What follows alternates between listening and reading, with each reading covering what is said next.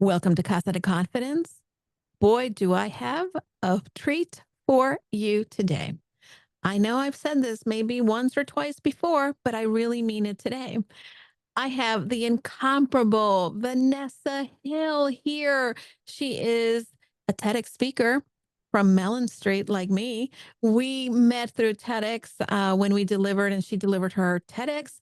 I was just taken with her, taken with her project, taken with what she's doing. I'm going to link also her TEDx because you need to watch it. But most importantly, she is the founder and executive director of Project Nana, a nonprofit focused on the engagement, training, advocacy, and empowerment of postmenopausal women and their overall health. She is an author, but all the other things that she is because she had some very strong roots with where she comes from and the people that have come before her. So, Vanessa, welcome to Casa de Confidence. Oh, thank you so very much. I feel like we should just clink glasses and sip some tea. I know. Hey, did you know that today is National Margarita Day? No, but thank you for the excuse. Yeah, there you go. Absolutely. Thank you. Thank you. Now, I just saw your TEDx, and again, I had met you. I don't think I had seen you at practice talk about what your topic is about. And you had me in tears. You moved me because what you talked about is something that's very close to your heart.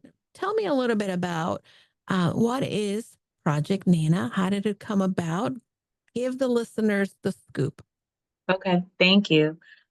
Well, I think the best way to say it is Project Nana is the personification of my grandmother, the experience with how I felt just losing her by a day, trying to reach and never making the day I missed, right? Mhm. In it, that's how it is. That's how it feels for me. Basically, my grandmother died 2 weeks after diagnosis of stage 4 endometrial cancer, and I missed her Mhm. by a day. Wow. I, was devastated. There's guilt, Hmm. there's cowardice, there's deep yearning, all of those things Yeah. mixed into one. I was in Miami. I was teaching, and I was putting together stuff for my job there, and I remember saying, "Could I come to see my grandmother once she was diagnosed, because I had just been there 2 weeks earlier?" Mhm. And she told me, "No, we finished our work." And so I told her I would come as soon as I finished, the project I was working on, and she died the day before.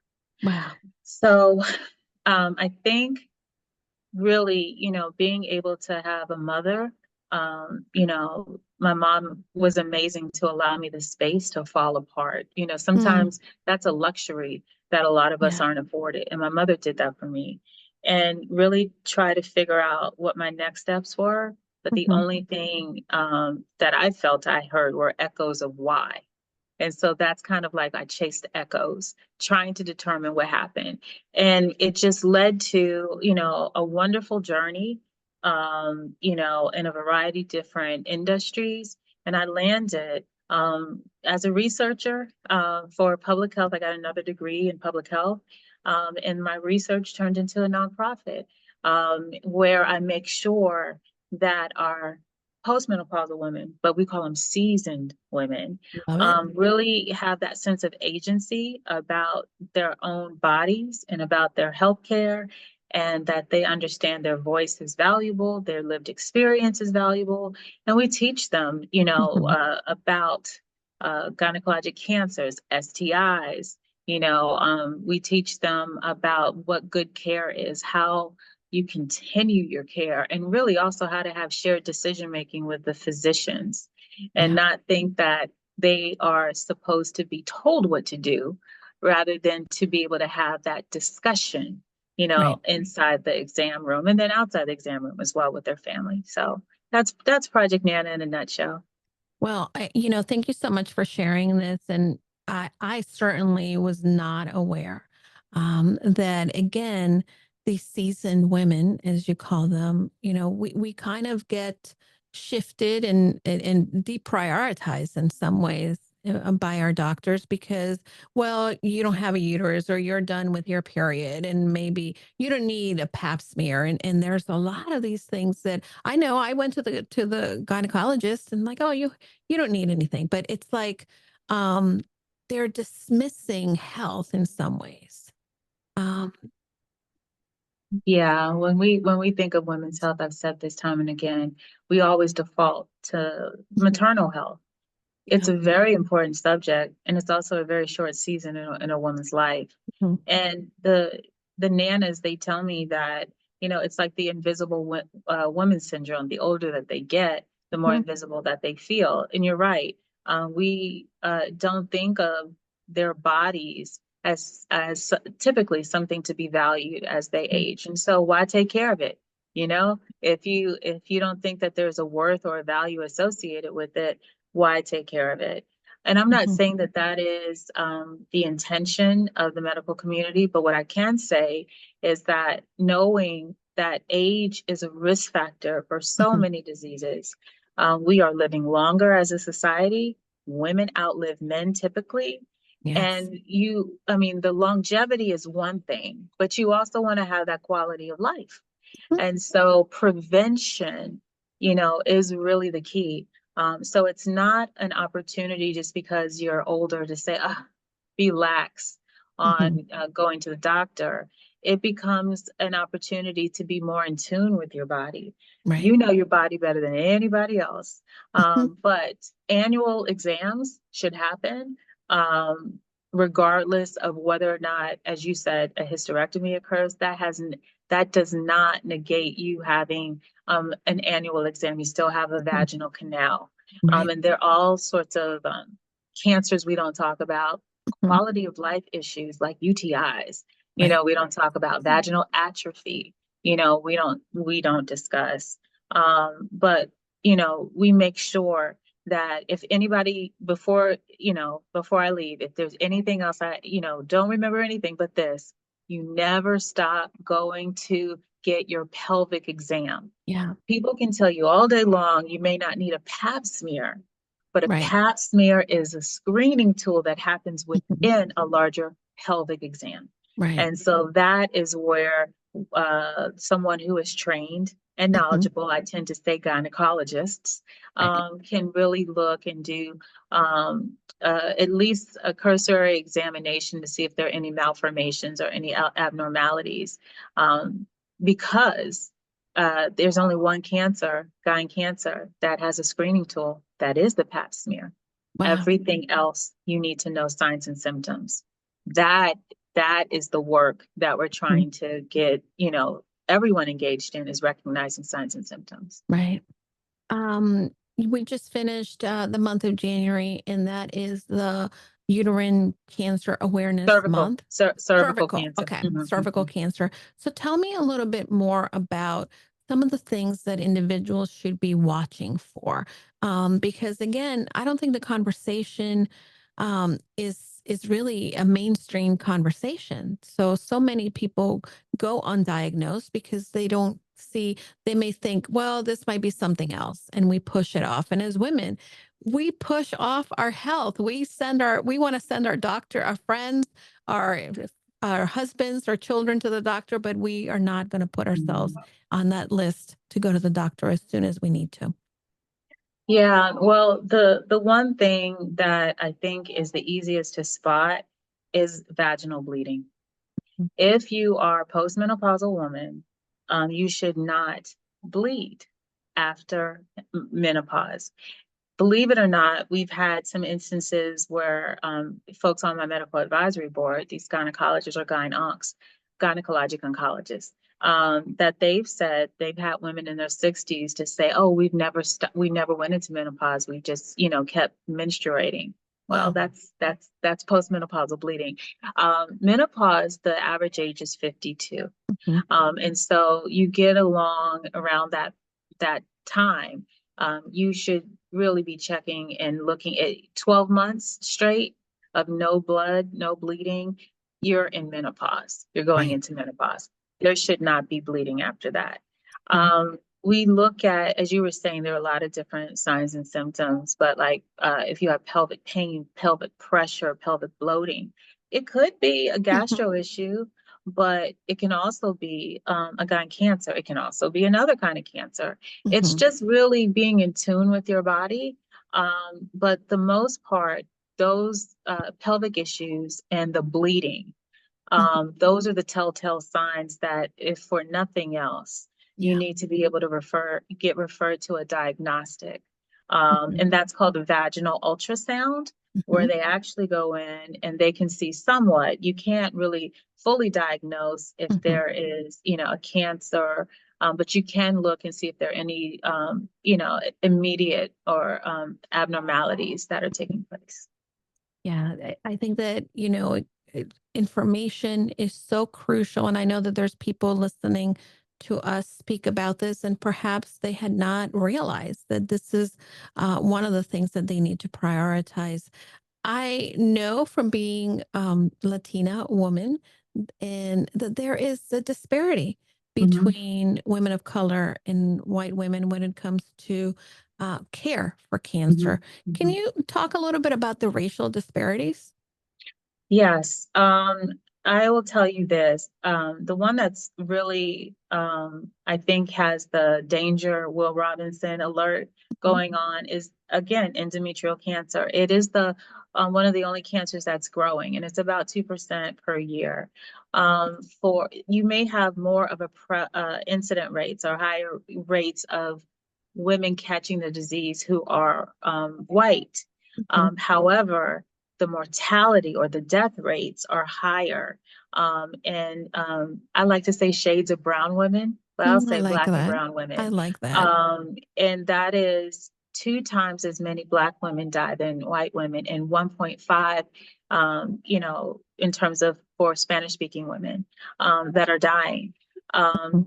it is not only looking at that with the postmenopausal women, but unfortunately, we're starting to see the endometrial cancer in younger women, Wow. and the cancers are also more aggressive.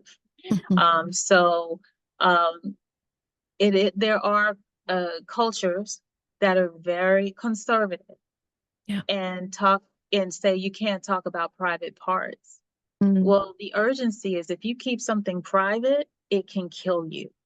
And there are folks who may not have any additional comorbidities or any other chronic diseases, and may not have any signs and symptoms and die needlessly because you don't know, you didn't get checked.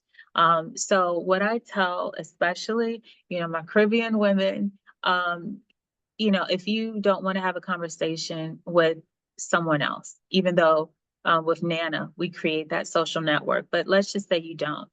I tell them to practice the ministry of mirrors, um, the mirrors. And I said, if you don't have anyone who is going to go down there and take a look at what the baseline is, and if there are any changes in terms of bumps, or any type of growths that may be there, then you need to take a mirror. We give them mirrors. We give them Okay. compact mirrors, and I tell them it's not for these lips.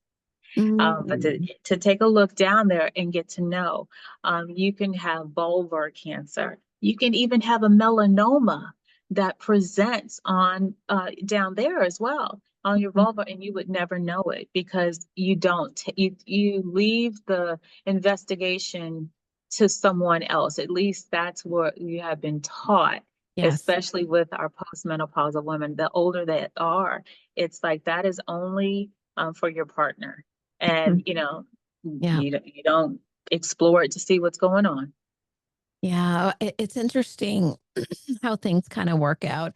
I actually did an earlier interview with someone that is a sex educator, and we really delved into a lot of this. And I think that these are conversations that we've shied away from because of culture, because of our society telling us that that's not table conversation. But the reality is that when we don't inform people, share information, equip people, then people die. And we we have people in our lives that we love. We are people that are loved by others. So it's important to be able to understand that it's for everybody that we can make some strides and, fighting cancer and treating it if we can treat it much earlier than it's being found. Absolutely. And, I don't want it to get lost that cancer is, what led me into this space. But Mhm, one of the things that I learned is, again, I say the invisible woman syndrome, but how we also have this idea where folks who are maybe more seasoned tend to go mhm, into assisted living or long-term care. yeah. Don't you think that they are not having sex? Oh, here they So are. yes, so 1 out of 6 new cases of HIV are for people over 50. And so, especially if you have someone in their 80s, right? Mhm, What they knew about condoms is to prevent pregnancy. They weren't the ones who came up in the age of HIV. So, they were not thinking about, oh, let me do this as a prophylactic so that mhm, I can protect myself. right. But then you also have to think, not only is HIV still there, we just don't talk about it. Mhm, Um, Syphilis is on the rise. yeah. And so if you have these engagements, if Mhm, you have sexual intercourse and you're not telling anyone, there are a couple things. A, if you contract syphilis and you don't resolve it, you don't tell anyone, good God, secondary, tertiary syphilis, it's like dementia because it eats at your mhm, brain. yeah.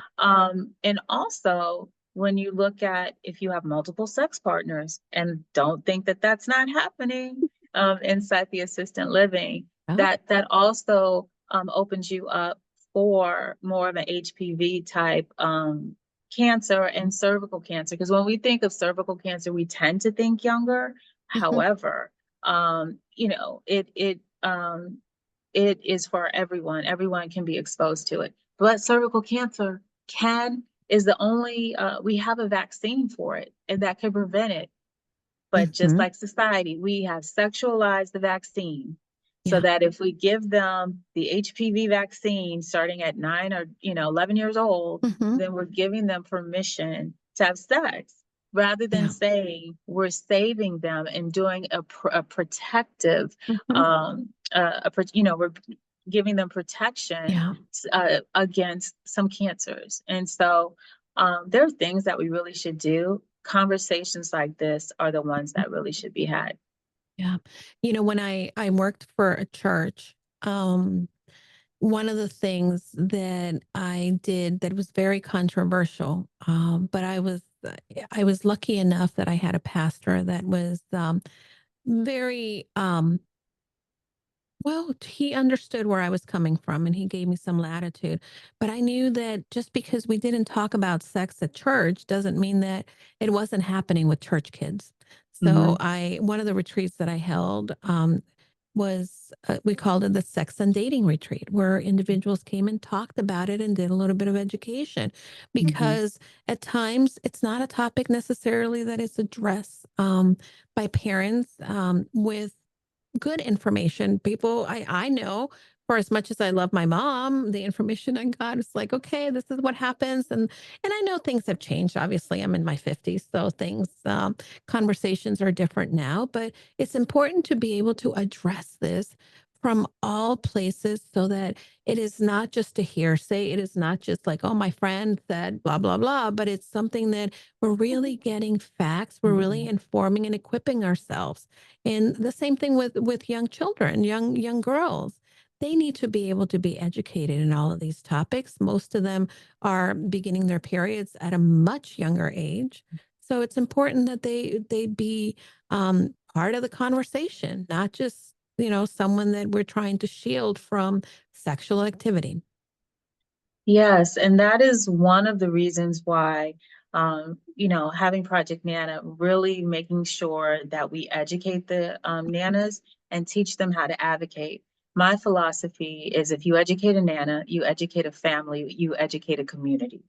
Mhm. As you know, many folks, in different cultures, their parents may go out to work, and who's home keeping you but your Yeah. grandmother? Mhm. And so that's an opportunity where you first learn. Yeah. You learn about your roots, your family, and you learn how to be. And so that is an awesome opportunity. If the Nana is educated, it's not just about her, it's about Yep. what she can pass along, Mm. to her grands and to other members of her family. Right. And it's just about looking at a person as a whole being, right? Mhm. We are Yep. spiritual and emotional and physical and mental. We're all of that, and we are not pieces. I think that, of course, the ageism that we all have Mhm. makes an assumption at a certain age. You're not Right. allowed to still be fully who you are. Mhm. And so we are dismissing that. We're trying to dismantle that notion and really reframing with the idea of a woman fully in her lived experience, what she looks like. Yeah. I mean, certainly she could be in the kitchen, but she doesn't necessarily have to be the one baking cookies. She can be a world-renowned chef, Mhm. and certainly, she can, be in the classroom, but she can also be in the boardroom. And I think if we expand and stop limiting and, taking people out of particular categories and allowing them to be fully who they are, these conversations will come a little bit easier.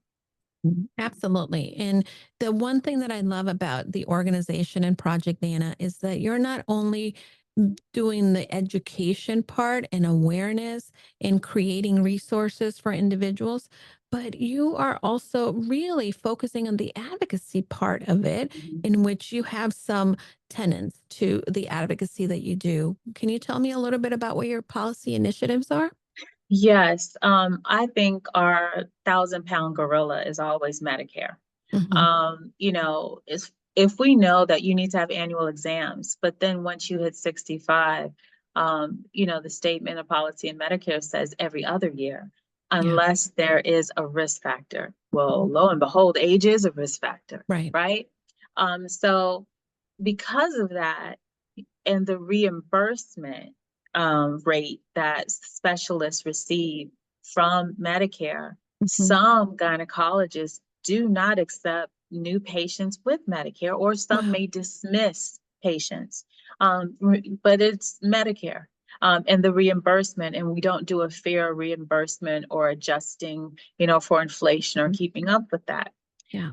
So what that means is that where would a woman come in and have that discussion about sexual health, anything going around and along or wrong as she may think with her vagina, and to Mhm. say vagina, because Right. if you're in the primary care, they're talking about your blood pressure, and if you have Yep. insulin spikes, and very rare, although it should be a best practice, are you Mhm. getting into below the belt Yep. type of Conversations. Yeah. conversations. So it's Absolutely. always been your gynecologist that you had those conversations with. So what we are doing, our policy, since we are not able yet to beat the dent in with Medicare, is looking at health systems and Mhm. medical groups.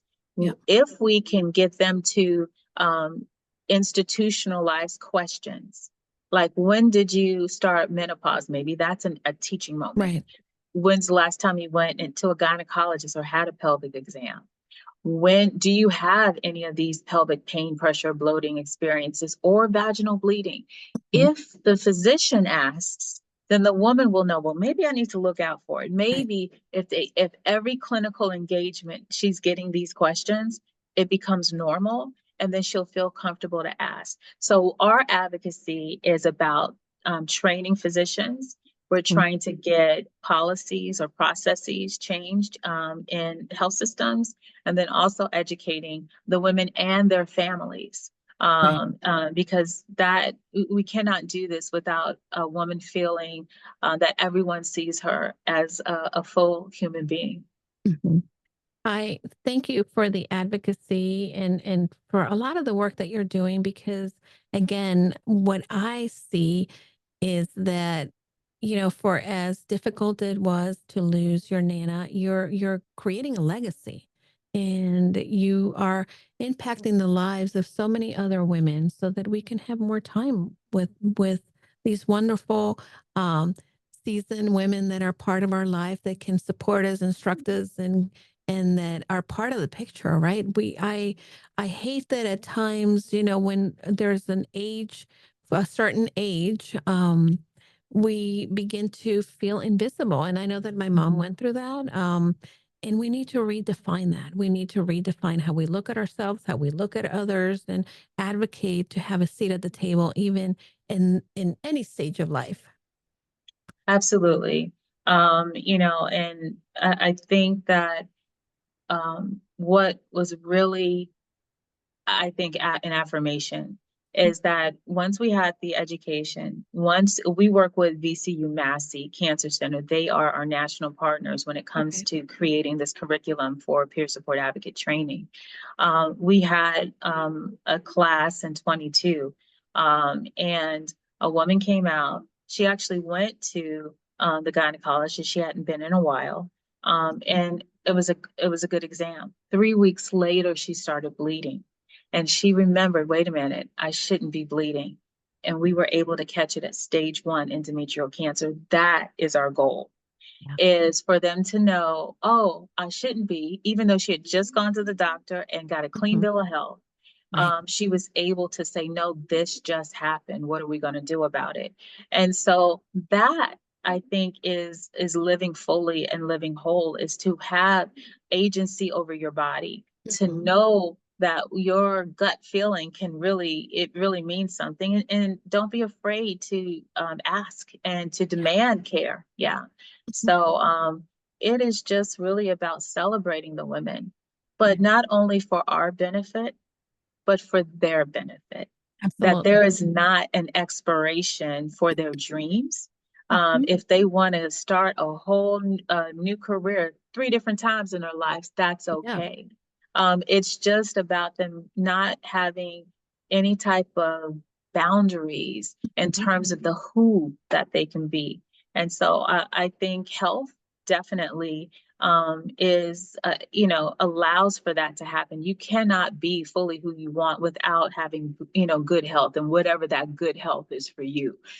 Because, being inclusive, you may have other abilities, but we're talking about the good health, the best health that you can have. So Yeah. that's really what I we're love that. trying to aspire. I Yeah. love that. And I think that, we need to, like you said, not have an expiration date. I believe books have more than one or two chapters, and Mhm. you can reinvent and create that new chapter at any point. Nobody has to decide that I'm done or I don't know what's next. There's so many different possibilities. We live in a world that, again, gives us a lot of privileges to live a little longer, travel, and why not, live life fully and live life healthy, which is most important. You do a lot of instances and trainings and have advocacy, not only advocacy, but people can get involved. It's not just Project Nana that is doing the work. You're also partnering with individuals and organizations. Tell me more about your partnerships and about how can people volunteer, maybe sponsor, and more importantly, donate so that we can have this mission continue to be supported and grown. Well, thank you. And certainly, Project Nana, our intention was always to be an ember and light a fire, Mhm. Yeah. not to just keep everything to ourselves. That's not it at all. Mhm. What we have done, as I said, VCU Massey was very and is very instrumental in assisting with us. We get our research through George Washington University, Mhm. and have been having assistance with and sitting at the table at the Society of Gynecologic Oncology, as well as the International Gynecologic Cancer Society. We have a variety of individuals, whether or not they are seasoned women. I have a lot of grad students who are involved with us too. Or if you are physicians that become activists and are helping with us. What we've done, and we create these different instances because the women kept coming to our research and messing up my research. And I'm like, why do you keep coming? And they were like, create something for us. So every third Friday we have Nana chats. Mhm. The last Nana chat was last week. We did dating while seasoned. Ooh. And they're different things that they come, it's Hmm. virtual, it's hybrid, and they can have these conversations. This year will be our second annual Seasoned Women's Health Summit, and we're doing that in Norfolk, Virginia. Hmm. People can come out. We have eligibility forms on our website so that we will get 50 women, that's the target, Mm. to be able to come 3 days. And they will learn about their bodies. We will go through the mental health and well-being, creating that social network, learn how to advocate. And then there's a walk at the end that they are declaring that Seasoned Women's Health matters. So we have media that has helped us. Cox Communications has really come on board to help us. We have health systems. I have to say, Centera Health Care, that's the reason why I'm here. And they've been a wonderful partner, particularly when we're looking at health equity. Didn't realize, I'm just thinking about Nana, had no idea in the Yeah. wider scope that it really was health equity. And Mhm. I cannot give enough credit to the faith community. So you're talking about church, and Yeah. it's you know, the majority of people who are on the pews are women, and they are seasoned women. And so, if we want to keep them engaged and active within the faith organization, we need to keep them healthy.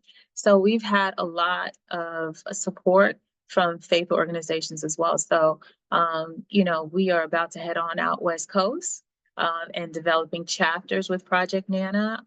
And so, those are the avenues. Those are the folks who allowed us, to come in and to give voice and be the patient advocate in spaces that some of our women may not have even, known existed, or the doors, they felt that the doors hadn't been opened. And so we're trying to kick the doors open and keep them open. Oh, and you're muted. I'm hearing you speak. Well, the dogs wanted to participate, so I muted them. Um, That's okay. Oh, and yeah. you said donation. Oh, donation. Yes, We have a that's the other boutique. piece. Yep. Yes, we have a boutique on our website, Mhm. projectnana.org, O-R-G. But we also just, people for donations. When it comes time for the summit, you can even sponsor a Amazing. woman for the summit. And we're also this year adding a golf component. So we're working with Golfing for the Gals Ooh, out of I North like it. Carolina, and it'll be Nana Golfing for the Gals. So Amazing. yeah, so to bring everyone on board. Well, I have, of course, as I hear people speak, of course, my mind goes to like, oh, I can connect her with this person and this person. So I have a few people that we definitely need to get you connected with. I know someone that is a big golfer and owns the golfing store for women, and she might be a good sponsor. So, Oh, yeah. thank So you. I, That I that need to that would pass be that on. perfect. Yeah, That, yeah. absolutely. And,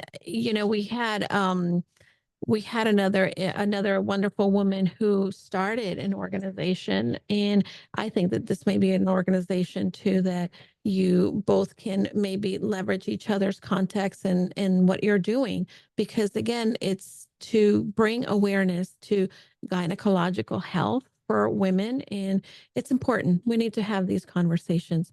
Vanessa, I would be remiss if I did not talk a little bit about TEDx. um Congratulations on your Thank you. TEDx. Congratulations to you. Thank you. Um, what would you say to people that maybe are looking to pursue a TEDx, and what was the experience like for you? Um, First of all, for me personally, it was a surreal moment. We were having my uncle passed Mm, as we were doing on the TEDx, and for me, it was almost a full circle moment because it was my grandmother's oldest son. He too wow. died of cancer, and he too died, and I missed him. Mm, I'm sorry. So but for me, it allowed me to really kind of hone the message Mhm. that I am just, the steward of, Yeah. right? I don't say it's mine. It's coming through me. Mhm. But really allowing it to be honed, and because you only have a certain amount of time, and to pitch it in such a way, whatever that mission or idea is, for people to kind of get engaged. So I think it's super important for me. making connections, being able really to explain what Project Nana is, and I never said Project Nana in the TEDx. But being able to explain how we need to reframe aging and really do the advocacy, because what I've been told is that certain organizations and congregations have played it, Mm. in their different meetings. Yeah. So it can go further than you can even imagine. I want Nana to go viral because remember, she wanted to be Yes. um, uh, she wanted to go ahead and be a missionary and go all over the All world. over So the it's world. my dream that by November 28th, which is her birthday, her day of transition is September 30th. But if so, I would love for her to be able to go viral all over the world. So that is what the TEDx experience can do, where you may not be able to physically go, that message and that Yeah. mission can go on before you. Well, I am on board for making it happen. I know that we have a great community at Casa de Confidence, the Confident You community, and of course, we have other incredible communities that we partner with that we're going to connect you with, and let's get Nana to go viral Yeah. and create awareness. Um, Thank you. Amazing, you're incredible. We definitely didn't even scratch the surface with everything that you can talk about because you're a very accomplished woman. You have to come back. Will you come back, Vanessa? I will definitely come back, but I also want to make sure that I say this. I am only because of the roots I come from. I'm Mm. a branch and a leaf of a leaf on this wonderful tree. And so coming from a family that we had amazing women, my mom is amazing, my grandmother, her mother, and her mother. And I'm very well aware of that. The reason why I say that is that we don't do anything on our own. And Mhm. what we talk to our seasoned women also about is isolation is bad, bringing together community, bringing together those partnerships, knowing that there's a sort of sanctity and a strength that you receive for being part of community, whether that's familial or whether that's your chosen family is super important. So the answer to however I may help is yes, because we need one another. Yeah. I need you. And I know that I just want to be able to be present. Powerful. You are a powerful woman. Thank you so much for sharing that. And we are the sum of the people that have come before us. So I thank you, and I thank you for the legacy you're creating and the lives that you're saving. I know that we will continue to collaborate and be in each other's universe because I'm a full believer of your work, and we are going to continue to get the word out and get Nana to go viral. Um, Anything else that I didn't ask you that you feel that maybe we need to go ahead and make sure we get in before we say goodbye? No, I just want to give a shout out to Key West, Kiowaso. Mm. We're, Key West conks. Yes. Just, the experience there and with my family it has just been amazing. Just want to make sure that everyone supports you and the work that you're doing, Mm. and having this space for people like me to be able to come on board. I think that is also a gift. So, that is something that I want to highlight is the Thank you. appreciation that I have for your space. And Mm. so thank you so very much. You're incredibly kind, my friend. Thank you so much. And this platform is to be able to magnify voices, to be able to give a platform for those who maybe wouldn't be able to connect with the people that I can connect them with. And not that, or the people that are connected to me can connect them somewhere else. It's all a ripple effect. So thank you again for being here. And if you are listening, I want you to go to projectnana.org and make sure that you connect also there on Instagram. And I'm going to put everything in the show notes. Vanessa is going to share the additional information too with the upcoming events that she has planned. I think that there's something for everyone that they can kind of get involved and support the organization and save lives. So thank you, Vanessa, for being here. And if you're listening, thank you, the listener, for Thank being a you. part of the show and for making this possible. And one last thing, My friend, go confidently in the direction of your dreams. Oh, that's good.